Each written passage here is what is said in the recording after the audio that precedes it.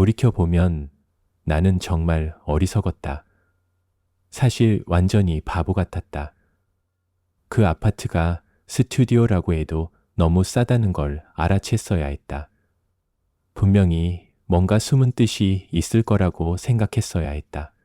이사 온 날은 정말 정신없이 지나갔다. 나는 가족들의 내 성격에 대한 의심을 증명하고 싶지 않아서 누구의 도움도 받지 않겠다고 고집했다. 오후가 되자 모든 근육이 심하게 아프고 머리가 울렸다. 나는 맨 매트리스에 누워 천장펜을 멍하니 바라보았다. 땀에 젖은 이마에서 축축한 머리카락을 걷어내며 역겨움에 눈살을 찌푸렸다. 누군가가 문을 두드리는 소리에 나는 깜짝 놀라 벌떡 일어났다. 나는 속으로 욕을 내뱉으며 팔꿈치로 몸을 일으켰다. 두 명의 여자가 문틈 사이로 얼굴을 내밀고 있었다. 어리석게도 나는 문을 활짝 열어둔 채로 잊고 있었다. 오래된 대학 생활의 규칙을 잊은 것이다. 새로운 친구를 사귀고 싶다면 문을 열어둬라. 하지만 나는 새로운 친구를 사귈 기분이 전혀 아니었다. 그중 한 명은 짧게 자른 검은 머리의 아시아 여자로 나를 향해 활짝 웃고 있었다. 다른 한 명은 조금 뒤에 서서 말보로 레드 담뱃갑을 만지작거리고 있었다. 안녕. 그녀가 나를 향해 고개를 끄덕이며 말했다. 목소리는 부드럽지만 동시에 쉰 목소리였다. 방금 이사 왔어? 나는 다시 누워 두 손으로 얼굴을 비비며 예의 따위는 생각하지 않기로 했다. 5초 전쯤. 좋네. 두 여자는 내가 분명히 보여주고 있는 바디랭귀지를 무시하고는 방 안으로 들어왔다. 검은 머리의 여자는 내 책상 가장자리를 손가락으로 훑더니 아직 풀지 않은 소품 상자에서 작은 도자기 오리를 집어들었다. 할머니가 주신 거예요.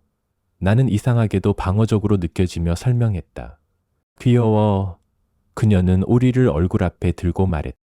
아직 아무도 말해줬어? 다른 여자가 갑자기 물었다. 그녀는 담뱃갑을 청바지 뒷주머니에 넣고는 긴 빨간 머리 따운 것을 만지작거리고 있었다. 세상에, 지안나. 잠깐만 기다려. 그래도 알아야 할 것 같아. 그래도 아직 이름도 안 물어봤잖아. 나는 이 두 낯선 사람들을 믿을 수 없다는 듯이 바라보았다. 나는 화장실에 휴지도 넣을 시간이 없었는데 여기서 이들은 내 물건을 만지작거리며 마치 내가 없는 것처럼 이야기하고 있었다. 나는 그냥 낮잠이나 자고 싶었다. 내 이름은 아드니야. 내가 말했다. 빨간 머리 딴 여자, 지안나가 내 침대 옆에 앉았다. 그들이 말해줬어. 뭘 말해줬는데? 물론 안 말해줬겠지. 규칙들. 나는 다시 한번 눈을 깜빡이며 무표정으로 그녀를 바라보았다. 나는 전형적인 임대 규칙 외에는 어떤 규칙도 몰랐다. 나는 계약서를 대충 훑어보고 서명했을 뿐이었다. 집주인은 제 냄새가 나는 마른 여자였고 그녀가 웃을 수 있는 얼굴 근육을 가지고 있는지 의심스러웠다. 특히 월세가 그렇게 싸다면 나는 그녀에게 추가 질문을 할 생각도 없었다. 받은 여자가 긴장한 듯 웃었다. 어디서 이사 왔어? 나는 그녀를 무시했다. 무슨 주책? 지안나는 이상하고 약간 사악한 미소를 지으며 내 매트리스에서 약간 깡충거렸다. 다른 여자는 크게 한숨을 내쉬었다. 여기서 매일 밤 무슨 일이 일어나? 그녀는 내 허술한 사무용 의자를 끌어내어 앉으며 말을 시작했다. 뭔가 이상한 일이. 무슨 일이? 나는 몸을 일으키며 그녀를 찡그리며 바라보았다. 드디어 내 관심이 끌렸다. 누군가가 길을 걸어가 지안나가 말했다. 그녀의 목소리는 모닥불 주위에서 무서운 이야기를 하는 캠프 카운슬러를 떠올리게 했다. 저기? 바로 저 길로.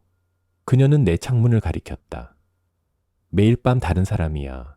그들은 약 1시간 동안 도움을 요청하며 소리를 지르지. 하지만 우리는 그들을 도와주면 안 돼. 나는 그저 그녀를 바라보았다. 등골이 오싹해지는 느낌이 들었다. 나는 이 모든 것을 어떻게 받아들여야 할지 몰랐다. 매일 밤 다른 시간에 일어나. 다른 여자가 부드럽게 말했다. 우리는 언제 일어날지 전혀 몰라. 왜? 그녀는 슬픈 듯 어깨를 으쓱했다. 우리도 이유를 몰라. 나는 코웃음을 치며 팔꿈치를 무릎에 기댔다. 너 이 말 안 믿어. 그녀는 어깨를 으쓱했다. 믿지 않아도 돼. 곧 직접 보게 될 거야. 그녀의 눈빛은 나로 하여금 그녀를 믿고 싶게 만들었지만 나는 그들이 말하는 것이 사실일 거라고는 상상도 할 수 없었다. 너무 이상하고 터무니없는 이야기였다. 이 동네가 그렇게 좋지는 않을 거라고는 알았지만 그 정도로 나쁠 리는 없었다. 분명히 장난이겠지. 나를 놀리는 거겠지. 우리 나중에 다시 올게. 지안나가 당연하다는 듯이 말했다. 보여줄게. 내가 항의하기도 전에 그녀는 다른 여자의 손목을 잡고는 사라졌다. 나는 그들이 복도를 걸어가며 속삭이는 것을 지켜보았다. 나는 문을 닫았다. 그날 밤 약속대로 그들이 돌아왔다. 그들은 2명의 남자를 데리고 왔다. 한 명은 근육이 약간 있는 검은 티셔츠와 헐렁한 청바지를 입고 있었고 나는 그의 목에 걸린 은색 하트 모양의 목걸이에 시선이 갔다. 그는 나에게 웃으며 윌이라고 자기소개를 했다. 다른 남자는 작지만 통통해 보였고 긴장한 듯한 표정에 짧은 머리와 맞지 않는 카고 반바지를 입고 있었다. 그의 이름은 마테오라고 했다. 지안나는 와인 한 병과 그 구겨진 담뱃갑을 들고 들어왔다. 다른 여자 아직 이름을 모르는 그녀는 유일하게 약간 미안해 보였다. 그들은 모두 창문 옆에 먼지가 쌓인 바닥에 앉아 나에게도 같이 앉으라고 손짓했다. 나는 윌과 이름 모를 여자 사이에 앉았다. 계속해서 침해당하는 느낌을 가져야 할지 아니면 그냥 이 이상하고 강압적인 이웃들에게 순응해야 할지 고민이 되었다. 너희 다 이 건물에 사는 거야? 나는 망설이며 와인을 건네받으며 물었다. 윌이 반쯤 웃으며 대답했다. 이 건물은 젊은 사람들이 사는 곳이야. 그들이 우리를 여기로 몰아넣은 거야. 지안나가 담배에 불을 붙이며 끼어들었다. 나는 그녀에게 실내에서 담배 피우지 말라고 말할 생각도 못했다. 우린 다 여기로 분류된 거야. 그녀를 용서해줘. 그녀는 음모론자야. 그건 이론이 아니야. 그녀는 위를 노려보며 톡 쏘아붙였다. 다른 사람들 좀 봐. 옆집 중년들. 아이는 있지만 손주는 없는 사람들. 길 건너편에는 노인들. 그 건물에는 20대가 단 한 명도 없어. 메이? 그에게 말해봐. 그래서 그녀의 이름은 메이였구나. 나는 그녀를 살펴보며 그녀의 스모키 아이 메이크업과 머리를 묶은 방식, 폭죽처럼 퍼져나온 긴 머리카락을 감상했다. 그만해. 메이가 와인병을 향해 손을 뻗으며 중얼거렸다. 그녀를 겁주고 싶어. 난 안 겁먹었어. 그녀는 나를 향해 어깨를 으쓱이며 마치 내 말을 믿지 않는 듯 했다. 우리는 병을 돌려 마셨고 다시 한번 돌렸다. 나는 그들이 다투고 웃는 소리를 들었다. 분명히 그들은 한동안 친구였고 나는 약간 침입한 기분이 들었지만 그들이 내 아파트에 있었음에도 불구하고 윌은 내가 대학에 갔었는지 물었고 나는 갔었지만 중퇴했다고 말했다. 그들은 모두 동정적으로 고개를 끄덕였고 그게 나를 바보처럼 느끼게 했다. 자정이 되자 나는 약간 취했고 경계심이 풀리기 시작했다. 친구가 있다는 게 기분 좋다는 걸 인정해야 했다. 나는 이미 적어도 한동안은 고독한 삶을 살아야 한다고 마음속으로 결심했지만 그게 내 운명의 필요는 없을 것 같았다. 나는 마테오와 지안나의 취중 논쟁에 웃으며 메이와 담배를 주고받으며 연기를 열린 창문 밖으로 내뿜었다. 그들이 왜 여기에 모였는지 거의 잊어버렸을 때 그 일이 일어났다. 갑자기 우리 모두의 휴대폰에서 앰버 알림 같은 경보음이 울렸다. 그 소리가 우리뿐만 아니라 동네 전체에서 울려 퍼지는 것 같았다. 나는 깜짝 놀라 벌떡 일어났다. 지안나조차 웃지 않았다. 모두가 조용해졌고 그들은 내가 휴대폰을 꺼내 화면을 찡그리며 바라보는 것을 지켜보았다. 간섭하지 마라. 오고 있어. 윌이 속삭였다. 그는 변해 있었다. 눈이 유리처럼 맑아졌고 목소리는 부드럽고 떨렸다. 마테오가 그의 어깨를 꽉 잡았다. 나는 메이를 바라보았다. 그녀는 눈썹을 찌푸리며 걱정스러운 표정을 지었고 우리의 담배를 창턱에 끄며 움츠러들었다. 다시 그 오한이 느껴졌다. 등골을 타고 올라와 두피를 따라 퍼지며 나를 떨리게 했다. 뭔가 심각하게 잘못된 느낌이 들었다. 다른 사람들은 이제 조용히 창문을 바라보며 앉아 있었다. 공기가 어쩐지 따뜻해진 느낌이 들었고 무언가로 윙윙거리는 것 같았다. 아니면 그냥 내가 땀을 흘리고 있는 건지도. 우리는 거의 30분 동안 움직이지 않고 앉아 있었다. 무슨 일이 일어나는지 물어보고 싶은 유혹이 들 무렵 나는 그것을 들었다. 멀리서 들렸고 희미했지만 나는 여전히 들을 수 있었다. 비명. 점점 가까워지며 점점 더 커지고 더 절박해졌다. 도와줘. 제발. 맙소사. 누구라도 도와줘. 천천히. 나는 창문 밖으로 몸을 내밀었다. 내 눈으로 직접 확인해야 했다. 그들이 말한 대로 정말 누군가가 거기에 있는지. 내 새 아파트는 4층에 있었기 때문에 거리에 사람을 보려면 눈을 가늘게 뜨고 봐야 했다. 깜빡이는 가로등 아래 나는 한 노인의 윤곽을 알아볼 수 있었다. 그는 구부정하게 서서 문에서 문으로 무작정 걸어다니고 있었다. 창백하고 상처 입은 몸을 가리기 위해 병원 가운 같은 것만 입고 있었다. 그의 뒤에는 피가 흘러내리는 흔적이 있었지만 어디에서 나오는지는 볼 수 없었다. 제발 다쳤어요. 나는 다른 사람들을 돌아보며 입을 벌렸다. 이게 뭐야? 나는 소리쳤다. 대체 이게 뭐야? 메이가 내 팔을 만지며 나를 진정시키려 했다. 나는 그녀에게서 팔을 뿌리쳤다. 아든, 제발. 우린 그를 도와야 해. 왜 도와주면 안 되는 거야? 그는 그냥 노인이라고. 우린 그를 도울 수 없어. 날 믿어. 나는 그녀를 무시하고 창문 밖으로 더 내밀어 그에게 소리치려 했다. 입을 열기 전에 나는 얼어붙었다. 아래에 있던 그 남자는 이제 멈춰서서 우리 건물을 향하고 있었다. 그의 머리는 위로 기울어져 있었고 나는 그의 눈을 볼 수 없었지만 그가 나를 똑바로 보고 있다는 걸 알 수 있었다.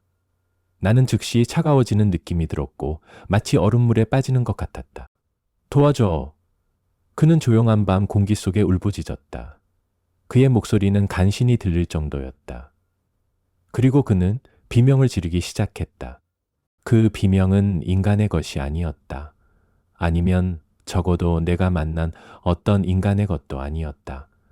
그것은 절박하고 고통스러웠다. 내 속을 뒤집어 놓고 눈물이 나게 했다. 나는 눈을 뗄 수 없었다. 피는 그의 팔에서 나오고 있었다. 아니, 정확히 말하자면 팔이 없는 부분에서. 그의 팔이 있어야 할 자리에는 피투성이로 지시겨진 그루터기만 남아 있었다.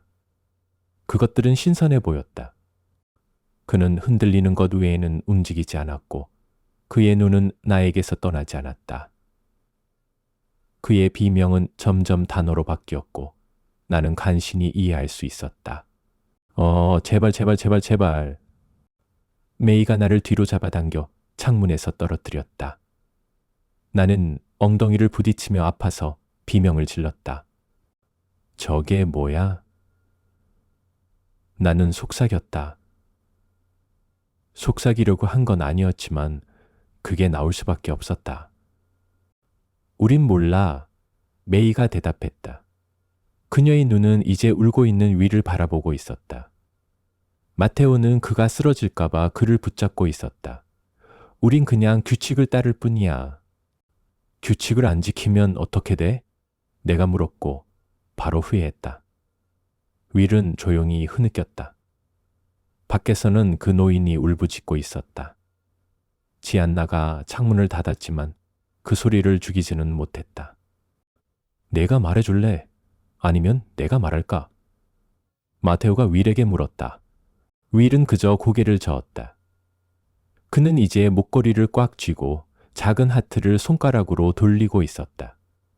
마테오는 한숨을 내쉬며 나를 향해 돌아섰다. 몇 달 전 그들 중 하나가 윌의 여자친구를 건드렸어.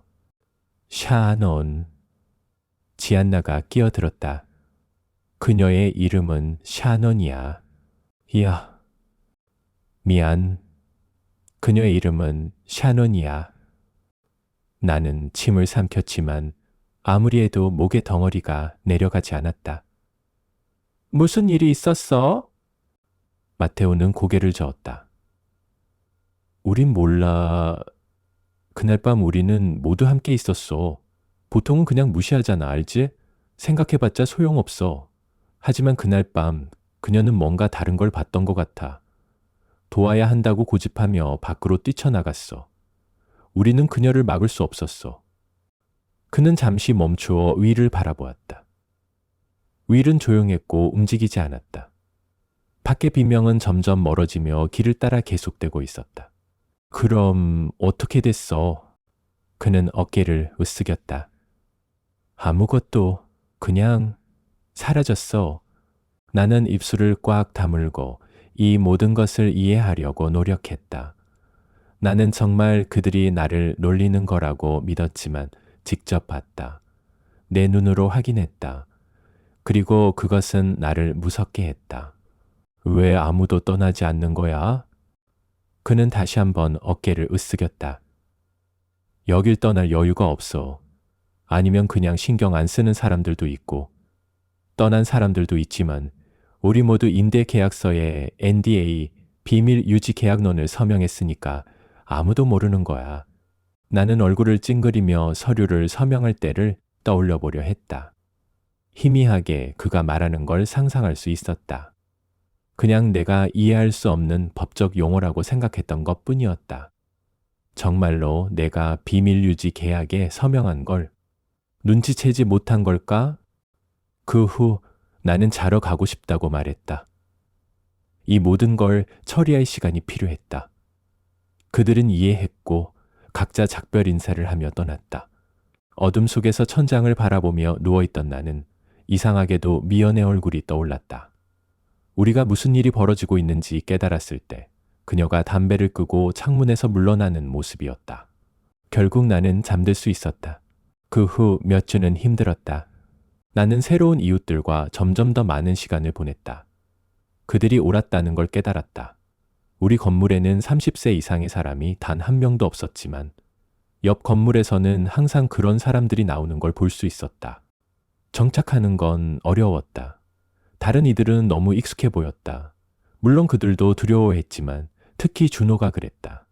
하지만 그들이 여기서 얼마나 오래 살았는지 알 수 있었다.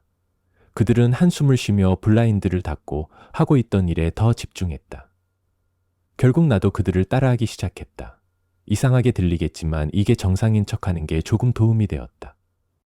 이사를 가는 건 나에게는 선택지가 아니었다.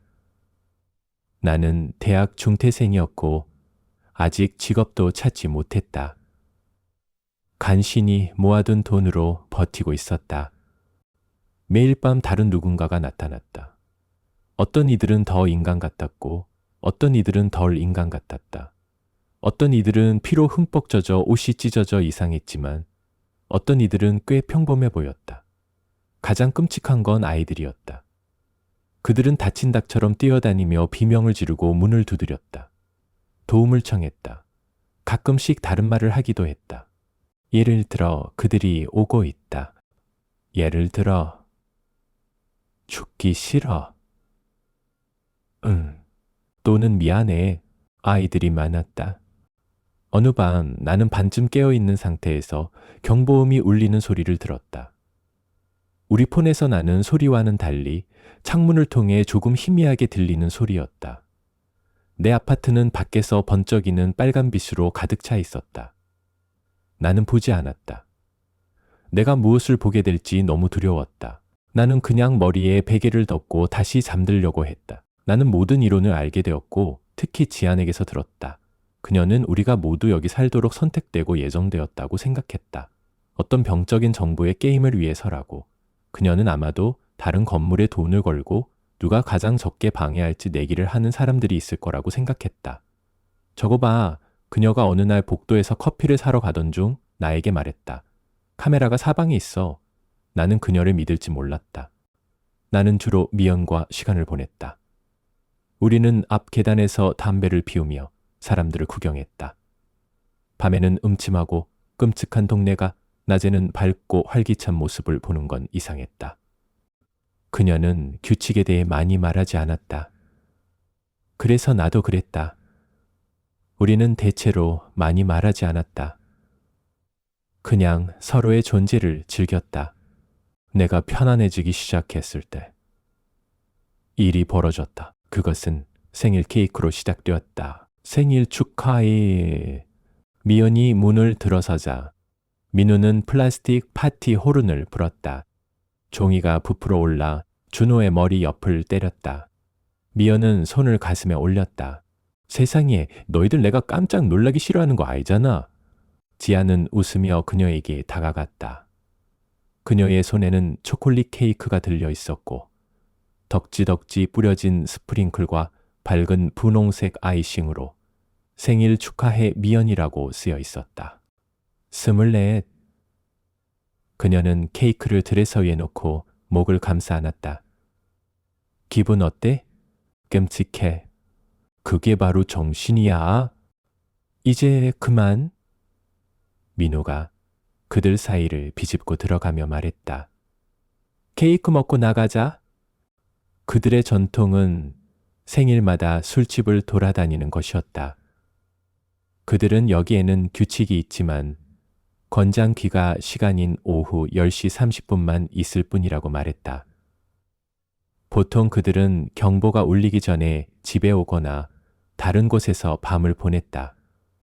우리는 모두 케이크를 먹었다. 남자애들은 주방에서 프리게임으로 술을 마셨고 나는 지안이 미연의 머리를 만지는 걸 지켜보았다. 나는 파티를 좋아하는 편이 아니었다. 대학 때 클럽이나 바에 가면 대부분 뒷문에서 담배 피우는 사람들과 이야기를 나누곤 했다. 하지만 그때는 친구 그룹을 좋아하지 않았으니까 어쩌면 상황이 바뀌었을지도 모르겠다. 나는 그들이 모두 민우의 차로 나가는 걸 지켜보았다.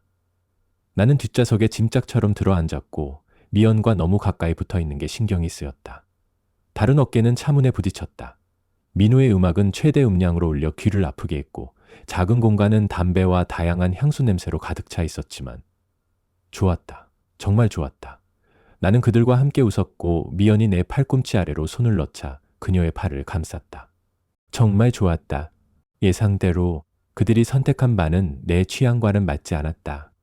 하지만 이번에는 대학 때와 달리 참을 수 있었다. 나는 술을 마셨고 그들과 함께 담배를 피우러 나갔고 심지어는 발에 물집이 잡힐 정도로 뚱뚱한 구두를 신고 보라색 조명 아래에서 춤을 췄다. 세 번째 바에 도착했을 때는 더 이상 아프지도 않았다. 그리고 그 세 번째 바에서 우리는 오래된 포토부스에 들어갔고 지아는 마지못해 슬롯에 $5를 넣었고 우리는 작은 카메라를 향해 빨간 얼굴로 웃었다. 사진이 나오자 다른 이들은 빨간 커튼 사이로 빠져나갔지만 내가 따라가기 전에 미연이 내 손목을 잡았다. 그녀는 나를 붙잡고 긴 베이비 블루 네일로 내 손목을 쓸어 올렸다. 나는 떨렸다. 너 나한테 생일 선물 안 줬어? 그녀가 속삭였고 나는 그녀의 숨결이 내 얼굴에 닿는 걸 느낄 수 있었다. 내가 안경을 쓰고 있었다면 안개가 끼었을 것이다.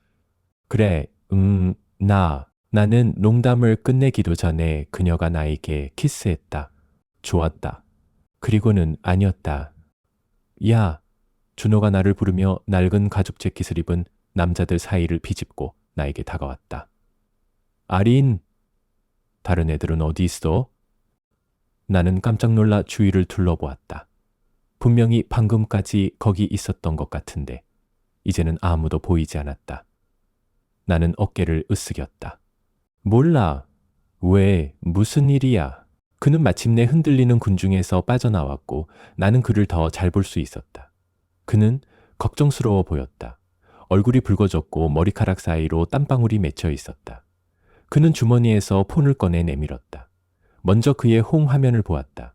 딸기 블론드 머리의 여자와 함께 맥주병을 들고 카메라를 향해 활짝 웃고 있는 사진이었다. 그리고 나서 그가 정말로 보여주려던 걸 보았다. 시간 오전 1시 47분. 늦어지고 있어. 그가 말했다. 다른 애들 찾아서 가자. 그제서야 이해했다. 그는 걱정하고 있었다. 오전 1시가 넘었는데도 아직 경보가 울리지 않았다. 평소보다 늦었다. 술집들이 곧 문을 닫을 시간이었다. 그는 무슨 일이 일어나기 전에 돌아가고 싶어 했다. 준호와 나는 군중 사이를 헤집고 나갔다. 나는 꽤 취해 있었고 발을 제대로 움직이기 힘들다는 걸 깨달아 당황스러웠다. 그렇게 많이 마신 것도 아닌데 내가 그렇게 약한 체질이었나? 우리는 그들을 밖에서 발견했다. 담배를 줄줄 피우고 있었다. 준호가 상황을 설명하는 동안 나는 비틀거렸다. 돌아오는 길은 이상하게도 긴장감이 감돌았다.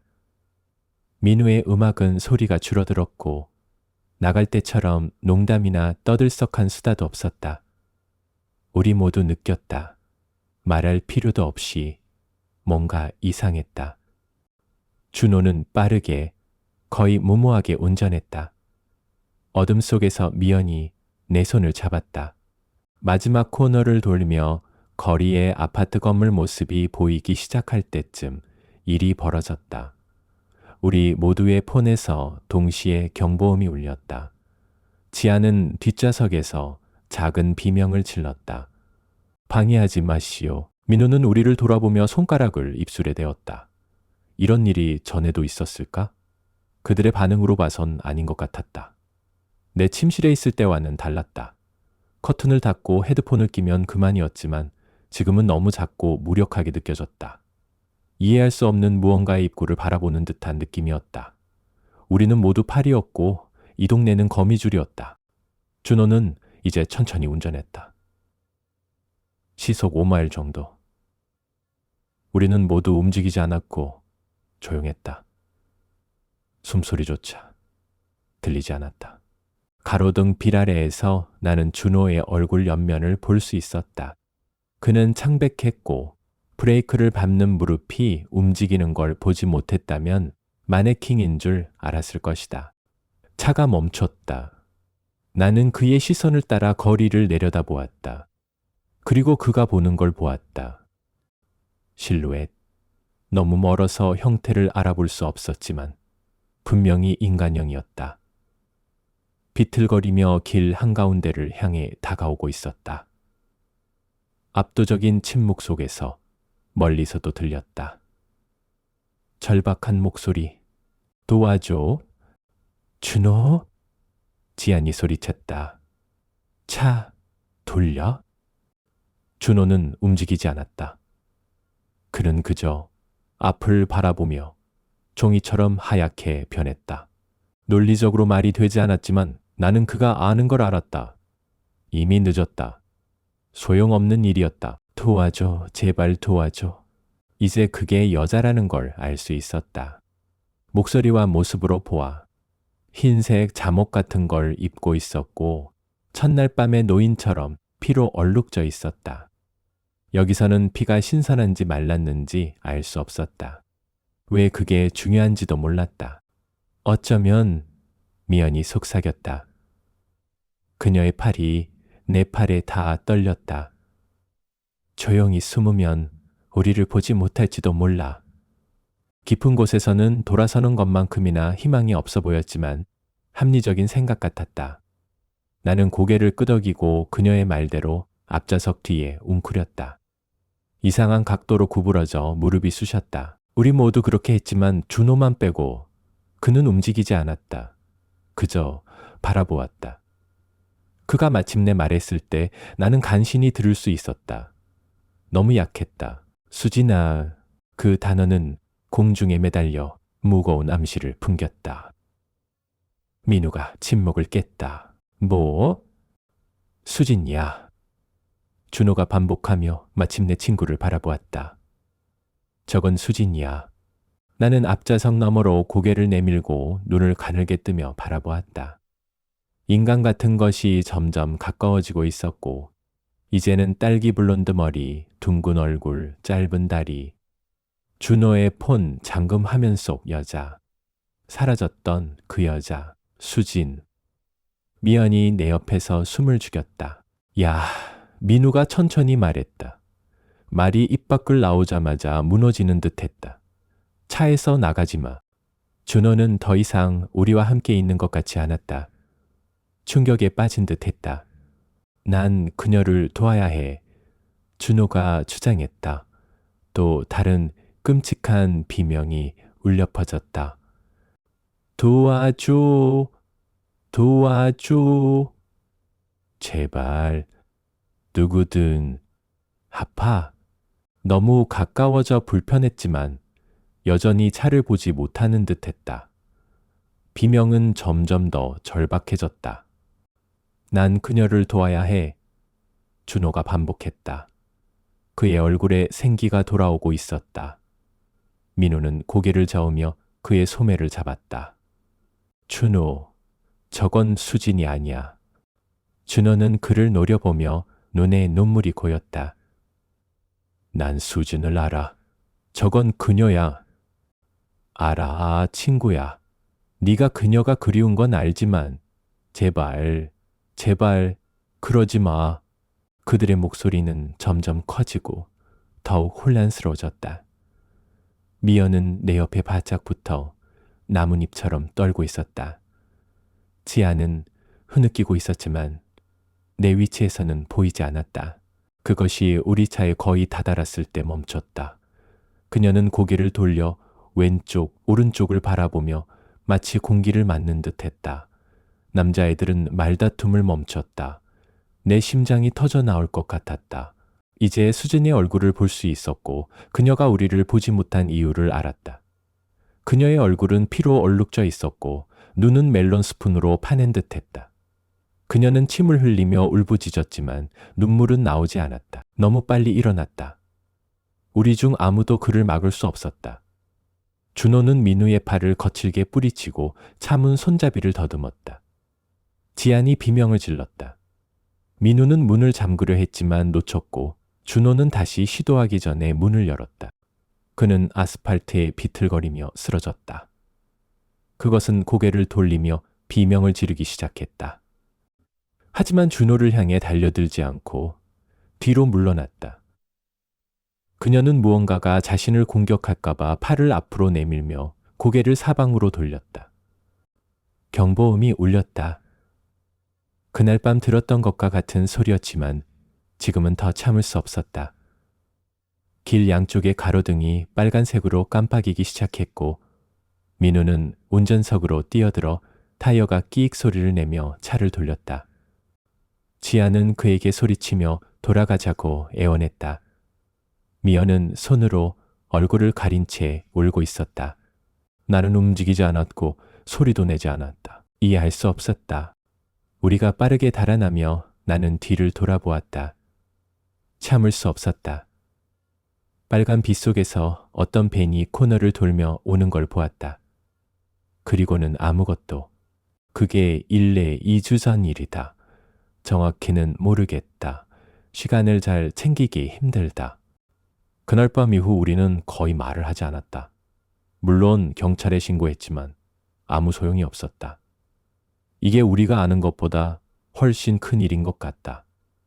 실험인지 아니면 그냥 잔인한 게임인지는 모르겠지만 다음 주면 부모님 집으로 돌아갈 거다. 비록 그들의 잔소리가 있더라도. 그리고 나서 어떻게 할지 생각해 보려고 한다. 그날 밤 우리가 본 게 정말 수진이었는지 아니면 다른 무언가였는지는 모르겠다. 어느 쪽이 더 끔찍한지도 모르겠다. 단지 어젯밤 준호의 목소리가 창문 밖에서 들렸다는 것만 안다. 울부짖으며 도움을 청하며